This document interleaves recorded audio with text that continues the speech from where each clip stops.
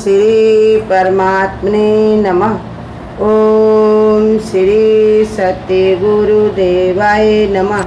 देखिए बता रहे भगवान, ये है 8वें अध्याय का 26वां श्लोक कि जगत के दो प्रकार के शुक्ल और कृष्ण मार्ग अर्थात देवयान एवं पितृयान मार्ग सनातन माने गए हैं। इसमें से एक के द्वारा गया हुआ पीछे आने वाली परम गति को प्राप्त होता है ना, और दूसरे के द्वारा गया हुआ पीछे आता है अर्थात जन्म मृत्यु को प्राप्त होता है। भगवान ये समझा रहे हैं कि जगत के दो प्रकार के शुक्ल और कृष्ण ये मार्ग जो हैं देवयान और पितृयान मार्ग से सनातन माने। जब से सृष्टि बनाई भगवान ने तो साथ में ये दो मार्ग बना दिए। अब इनमें के द्वारा एक के द्वारा जो होता है मनुष्य परम गति को प्राप्त कर लेता है, और दूसरे के द्वारा गया हुआ पीछे आता माने जन्म मृत्यु को प्राप्त होता है। भगवान ने समझा रहे कि मृत्यु के समय ये दोनों मार्ग भगवान देते हैं मनुष्य को। कैसे? उनके कर्म के अनुसार, जैसे जिसका मन होता है। जिसकी परमात्मा से विचार है, भाव है भगवान से, तो उसको मिला करके भगवान देखे एक कर देते, फिर वो परम गति में मिल जाता है, लौट करके संसार में नहीं आता है। और एक के द्वारा जिसका मन पड़ा हुआ है संसार में, वो लौट लौट के आता है। कैसे? क्योंकि संसार में सकामता वाले कर्म करने वाले, संसार में भले कोई सात्विक काम करते हो लेकिन उनमें सकामता भरी रहती है। सकामता माने सौ का दे सवया पाए बीच का मरोट। ज्ञानी कहता है बीच का मरोटा कौन खाए। अज्ञानी कहता हम दान पुण्य करेंगे तभी तुमको मिलेगा, हम इतना करेंगे तभी तुमको इसका फल मिलेगा, हम किसी को देंगे नहीं तो हमें कहाँ से मिलेगा, हम व्रत नहीं रहेंगे तो भगवान के बाद स्वर्ग हम कैसे जाएंगे, अगर हम तपस्या नहीं करेंगे तो हमारे सुख वो जो है भगवान के प्यारे कैसे बनेंगे। अज्ञानता के कारण कहते अरे तुम प्यारे से प्यारे हो भगवान को, सिर्फ एक विचार बना लो कि हम भगवान के हैं। भगवान ने कहा सारी तपस्या तुम्हारी हो गई, तुम भगवान को पा सकते हो, बस मन में विचार बना लो कि हमारे भगवान के अलावा दूसरा और कोई है नहीं। तो इसलिए संसार में तरह तरह के ये सत्कर्म करने वाले जो होते हैं, करते तो सत्कर्म है लेकिन उनमें इच्छाएं कामनाएं पड़ी रहती, इसी के कारण उनको करते तो भगवान के काम है, लेकिन लौट करके फिर उनको संसार में आना पड़ता, क्योंकि उनकी चाहना पड़ी हुई है, उनका मन पड़ा हुआ, इसी के कारण उनको संसार में बार बार आना पड़ता है।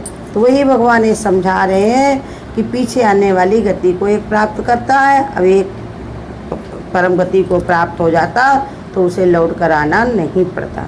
इन दोनों मार्गों के विषय में प्रत्येक को जानकारी रखनी चाहिए, क्योंकि मृत्यु के समय केवल यही दो मार्ग मनुष्य को उपलब्ध होते हैं। कहा कि देखो हर इंसान को इसकी जानकारी होनी चाहिए, क्योंकि ये मृत्यु जब समय एक दिन, अब शरीर हमारा नाशवान है तो दिन शरीर हमारा जो है ये अविनाशी तो है नहीं, एक न दिन शरीर मिटेगा, इसका कुछ ना कुछ कारण बनेगा। हिले रोजी और बहाने मौत, कोई न कोई बहाना बनता है बीमारी का, जैसे आजकल कोरोना का, तरह तरह के बीमारियां परेशानियां बनती हैं कि भगवान अपना दूसरों पर थोड़ी लेते हैं, जैसे जिसके कर्म होते उसके अनुसार उसको भर लगा देते। जैसे एक बताया कि एक की दोस्ती हो गई थी, जो यमराज से एक की दोस्ती हो गई, तो यमराज से कहने लगा कि यमराज से कहा हम तुम दोनों दोस्त हो गए हैं, अब हमको ऐसा करो, हमको जब मृत्यु आनी हो तो हमको बता देना। तो यमराज ने कहा देखो हमें भी पहले से पता नहीं होता, हमको तो भगवान जिस समय आर्डर देते हैं उसी समय मैं तुरंत ही कार्य में चल देता हूँ, उसके पहले हमको ये घड़ी भी पहले पता नहीं होता है कि हम किसको लेने जाएंगे। तो कहा भैया अगर तुम नहीं ऐसे बता पाते हो तो हमको संकेत तो दे देना, पहले ही हमको कोई खबर भिजवा देना, अगर ज़रा सा भी तुमको कहीं से भी कुछ मिल जाए तो खबर भिजवा देना। कहा ठीक है भैया हम अपनी कोशिश तो करेंगे, आगे जैसा भी भाई मर्जी होगी भगवान की। तो इसी के कारण उन्होंने क्या किया, भाई समय बीता, एक दिन यमराज उनके पास आकर के खड़े हो गए। तो कहा देखो तुमने कहा था हम तुम्हारी दोस्ती हो गई, हम तुम मित्र बन गए और हम तुमको बता देंगे, कुछ ना कुछ इशारा दे देंगे, लेकिन तुमने इशारा हमको नहीं दिया और स्वयं आकर के खड़े हो गए। अब तो हम क्या करें, बड़ा हम हड़बड़ी में। तो उन्होंने कहा देखो भैया हमने इशारा तुमको दिया था, बताओ तुम्हारे गाँव में कोई मरा था कि नहीं। कहा हाँ मरे तो थे। कहा फिर उसके बाद पहला इशारा मेरा वही था कि गांव वाले जो मरे थे तो तुमको ये ज्ञान हो जाना चाहिए था कि ऐसे ही हमको भी चलना पड़ेगा। और दूसरा बताया कि तुमको जौन है, दूसरा जो था कहा कि तुम्हारी गली में कोई मरा था कि नहीं। कहा हाँ मरा तो था। कहा वो दूसरा इशारा था कि अब पक्का समझ लो, बिल्कुल तुम्हारा भी समय आ रहा है। लेकिन तुमने तब भी नहीं ध्यान दिया। कहा तीसरा मैंने फिर इशारा दिया, तुम्हारे घर में किसी की मृत्यु हुई कि नहीं? नादी दादी बाबा ताऊ चाचा किसी की मृत्यु हुई कि नहीं? कहा हाँ हुई थी। कहा ये मेरा पक्का इशारा तथा तीसरा कि समझ लो मौत तुम्हारे कंधे पर ही सवार है, किसी समय भी वो तुमको आकर के गले को तुम्हारे दबोच सकती है, सतर्क होकर के रहो। तो कहा इतने तीन मैंने तुमको इशारे दिए, 3 बार तुमको समझाया, लेकिन फिर भी तुम निश्चिंत होकर के बैठे रहे। यही तुम्हारी सबसे बड़ी भूल है। इसी को जानने के लिए बता रहे भगवान कि देखो इसी के कारण तुमने नहीं समझा।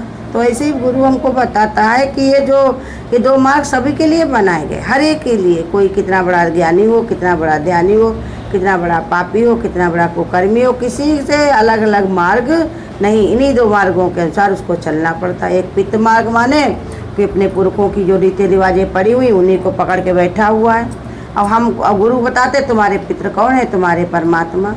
जाते हमारी आत्मा परमेश्वर परिवार, बेगमपुर के रहने वाले, करते हम सब प्यार। है तो हमारा परम पिता ही, हमारा परमात्मा ही, लेकिन ना जानने के कारण हम इसमें ही पड़े रहते, इन्हीं को मान लेते। ये मेरे बाबा, ये मेरे दादी है, ये मेरा परिवार है। गुरु कहते कोई किसी का ना ही प्रीतम, जान ले मन माए। जिस समय चलना होता है उस समय कोई घूम करके देखता नहीं है कि मेरे पीछे क्या छूट गया, मेरा क्या रह गया, मेरा क्या बिगड़ गया, कुछ भी नहीं। वो चला तो ऐसे छूट के चला जैसे जेल से छूटा हुआ एक आदमी। उसको ये चिंता नहीं रहती नल कहाँ लगा था, कमरे में क्या पड़ा हुआ था, किससे मेरी दोस्ती थी। वो ऐसे जेल से छूटता है जिसे लौट करके फिर आना नहीं पड़े उसको। ऐसे ही समझाए जो ज्ञानी होता है। और वो अज्ञानी भी जीव जो है हमारा ये फंसा रहता है, लेकिन आत्मा तो निर्मुक्त है। वो जिस समय भी भगवान की तरफ उसका विचार होता है उधर ही वो चल देती है। जिस समय मन में आया, समय आया, उधर ही चल दी, फिर वो लौट के दिखती नहीं। कहा नहीं बताया अभी कि मन्नू जब शरीर मन्नू का शांत हुआ तो अर्जुन बहुत विलाप करने लगे।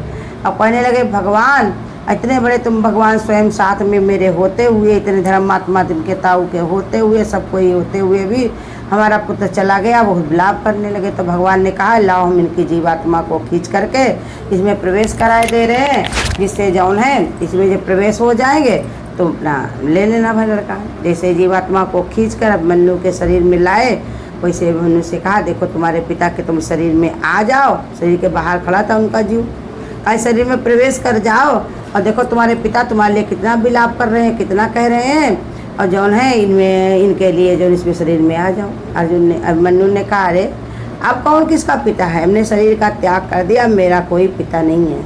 अब मेरा किसी से कुछ लेना देना नहीं है। जब तक शरीर था तब तक ये लेना देना था, जब तक हमारा सब काम पड़ा हुआ था। लेकिन जब काम मेरा निपट गया तो लौट के हम यहाँ नहीं आने वाले। कहा शरीर क्या है? ये गंदगी की थैली है, विष्ठा है ये। इसको एक बार थूक देने के बाद, इसको निकाल देने के बाद इसको कोई ग्रहण नहीं करता।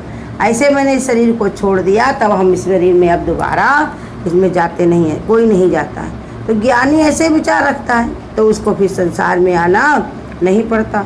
और जो सकामता में भरे पड़े, देने में, लेने में, अपने में, पराये में, इच्छाओं में, वासनाओं में, तो कहते हैं उनके लिए बता रहे हैं कि वो उनको फिर लौट के आना पड़ता है। कोई न कोई भाव पड़ा है। मंदिर भी अगर कोई जाएगा तो क्यों जाएगा? उसको कुछ ना कुछ चाहिए। खाली मूली में धूप में दपने भी नहीं जा सकता। गुरु कहते किसी को रुपया पैसा चाहिए, किसी को मान बढ़ाई चाहिए, किसी को सम्मान चाहिए, किसी को ये दिखावा चाहिए कि लोग जाने कि ये तो बहुत बड़े पुजारी हैं, ये तो भगवान के बहुत बड़े भगत है। तो इसलिए समझा रहे भगवान, यदि इसी बात को जीवन भर ध्यान में रखा जाए तो मनुष्य के मन में संसारिक वासनाओं के मार्ग पर नहीं जाना चाहिए चलेगा। कह रहे देखो अगर यही बात समझ में उसके आए कि हमको जो मार्ग पर हम चलेंगे, ये जो हम रास्ता बनाए हुए उसी के अनुसार मुझे आगे बढ़ना पड़ेगा, वही मेरे काम आएगा। तो इसलिए यही 2 मार्ग उसको उपलब्ध होंगे, एक पितृयान और एक देवान। दोनों मार्गों को ध्यान में रखकर उसको चलना पड़ता है। तो मनुष्य को ये मन में अगर रहे तो उसको सांसारिक वासनाओं में कोई भी जौन है ध्यान नहीं जाएगा, इनमें उसका मार्ग में कोई बाधा नहीं लगी। मनुष्य का यही प्रयत्न रहेगा कि उसे उचित मार्गदर्शन मिले, जिससे जीवन सार्थक हो जाए। ये बात बताते हुए भगवान बार बार समझाते हैं कैसे कि देखो मनुष्य का जीवन अगर मिला है तो इसका अपना उद्धार करो। ये जो मौका तुमको मिला है ये बार बार मिलने वाला नहीं है। दरिया का पानी लौट के बाहर नहीं आए, वापस नहीं आएगा। इस पल का लाभ लिया ना तो पीछे पछताएगा। भगवान कहते हैं ये मौका जो मिला है, जो समय मिला है, इसका सदुपयोग कर लेना चाहिए, क्योंकि लौट करके ये मिलने वाला नहीं है। किसी को नहीं मिला। इतने बड़े राजा महाराजा ज्ञानी ध्यानी हो गए, जो कर्म किया तो आज किया, कल के लिए कुछ भी बाकी नहीं रहा। कल है नाम काल का। जो ऐसे तत्व से जान लेता है, गुरु कहते हैं उसको फिर पछताना नहीं पड़ता। यही बात भगवान कहते हैं तुम भी ये बात ध्यान करके चलो। विचार कर विचार भी सुख है। जब तुम विचार के काम करोगे तब तुमसे गलती नहीं होगी। बिना विचारे जो करे सो पाछे पछताए। अब काम बिगाड़े आपनो जग में हो थसाए। कोई भी गुरु कहते हैं कार्य में ऐसे कर्म होते हैं जिसके कारण इंसान की हंसी उड़ाई जाती है। अपने आप जान के ना करो, नहीं तो संसार की तो आदत ही है। भक्तों को भला बुरा कहना दुनिया की पुरानी आदत है। अब एक गुरु की ज्ञान की दृष्टि ऐसी मिली है कि एक मन का के सम्मति है। गुरु ज्ञान से हमको जान मिला, तो इसलिए तत्व से भगवान हमको ये समझाना चाहते हैं, जिसके कारण ही ये जीवन तुम अपना सार्थक बना सकते हो। इसको सार को समझ ले, अगर गुरुग्राही दृष्टि को समझ ले तो उसके वो मार्ग से अपने च्युत नहीं होगा, माने हटेगा नहीं। जो कार्य के लिए उसने ठाना है वो कार्य करके ही वो मान सकता है। भगवान की भक्ति में कोई गुरु कहते कोई बहुत बड़ी चीज़ भी जरूरत नहीं, सिर्फ भावना तुम्हारी निर्मल हो जाए, परमात्मा की तरफ तुम्हारा चित्त जुड़ जाए, और कुछ भगवान को चाहिए नहीं।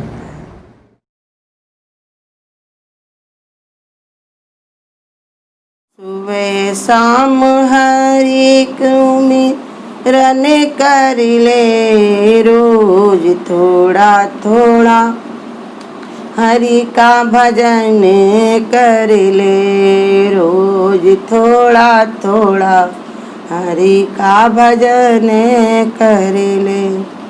मुक्ति का कोई तो जतन कर ले, रोज थोड़ा थोड़ा हरि का भजन कर ले। प्रभु को भजेगा हरि में हो जाएगा, भजन से मन का मैल धुल जाएगा। प्रभु को भजेगा हरि में हो जाएगा, भजन से मन का मैल धुल जाएगा। आत्मा के साथ साथ मन कर ले, रोज थोड़ा थोड़ा हरि का भजन कर ले, रोज थोड़ा थोड़ा हरि का भजन कर ले। संगति करे अच्छे लोगों की, तबा मिल जाएगी सभी रोगों की। संगति करे अच्छे लोगों की, तबा मिल जाएगी सभी रोगों की। जिंदगी को अपनी चमन कर ले, रोज थोड़ा थोड़ा हरि का भजन कर ले। मुक्ति का कोई तो यतन कर ले, रोज थोड़ा थोड़ा हरि का भजन कर ले। संतों की जग में यही है निशानी, सत्य वचन और मीठी वाणी। संतों की जग में यही है निशानी, सत्य वचन और मीठी वाणी। संतों की बातों पे यकीन कर ले, रोज थोड़ा थोड़ा हरि का भजन कर ले, रोज थोड़ा थोड़ा हरि का भजन कर ले। मुक्ति का कोई तो यतन कर ले, रोज थोड़ा थोड़ा हरि का भजन कर ले, रोज थोड़ा थोड़ा हरि का भजन कर ले। अगर आपको आज की वीडियो अच्छी लगी हो तो वीडियो को लाइक और शेयर करना ना भूलें। आगे की वीडियोस देखने के लिए चैनल को सब्सक्राइब करें और नोटिफिकेशन